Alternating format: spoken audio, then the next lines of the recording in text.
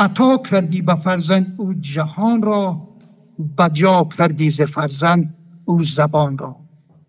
و یا برعکس، عطا کردی به فرزند او زبان را، بجا کردی ز فرزند او جهان را.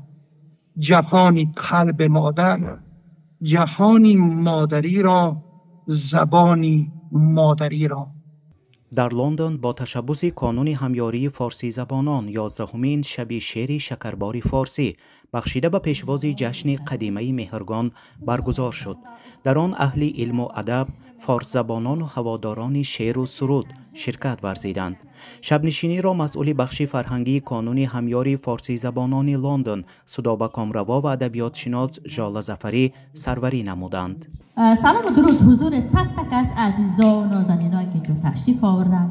خوش آمدین، عزت بخشیدین. خیلی ممنون از اینکه آمدین. قربان قدم‌هایتان بدون شک راههای خیلی دور آمدین. صفا آوردین.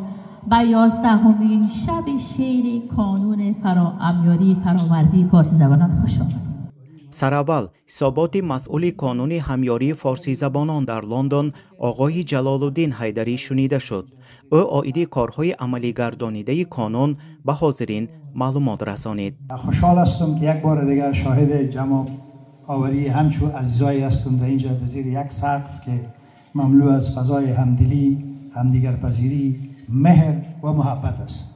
پس آن مجری چاره‌بینی چند بیت از ایجادیات شاعر شهیر قهار آسی قرائت کرد و اشتراکچیان برای پاس خاطره این شاعر لحظه خاموشی را رعایت کردند.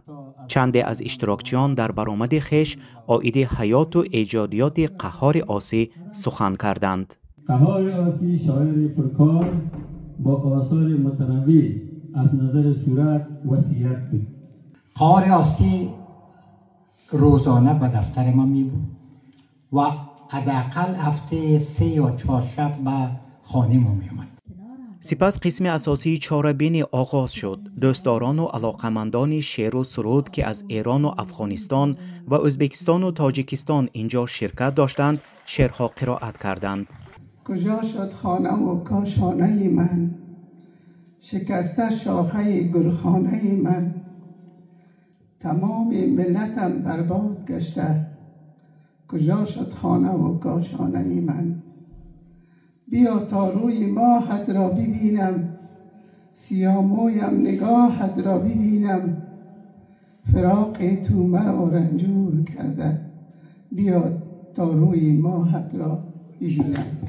باید تاکید نمود که برآمد نطاق صاحب استعداد سمرقندی سهراب نرساللایف که چند سال باز مسکن لندن است و در این شب نشینی بار اول همراهی چند نفر از دوستان تاجیکستانی اشتراک میکرد، حاضرین را خیلی خوش آمد. سلام به مردم اهل فرهنگ روی جهان از نام فرزندان سمرقند باستان.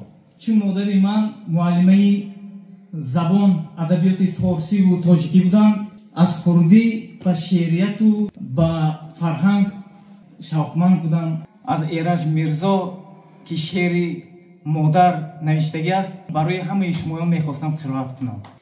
پسر را قدر مادر دان که دوی، کشد رنجی پسر بیچاره مادر، بیرو بیش از پدر خواهش که خواهد، تو رو بیش از پدر بیچاره مادر. شعر افشاگر قلب پرتغیان شاعر، بیانگر درد و حسرت و یا عشق و محبت شاعر است میگویند اشتراکچیان چاره‌بینی و شعرنویسی کاری سهل نیست. شاعر بیهوده نگفته است که دامن فکری بلند آسان نمی آید به دست، سرو می پیچد به خود تا مصرع موزون کند. نگذار تا غروری تو را زیر پا کنند، بر دوش تو سوار شوند و شنا کنند. ترسم که بیخبر شوی از اصل خویشتن، وقتی تو را به درد جنون مبتلا کنند. آخر تمام پشت تو آزاده زاده اند، نگذار بر تو هرچی بخواهند ادا کنند. آزاد آمدی چو ز مادر بر این جهان، نگذار عاقبت که غلامت صدا کنند. مردانی با غرور که اهل شجاعتن، سرخم فقط به پیشی پاکی درگه خدا کنند.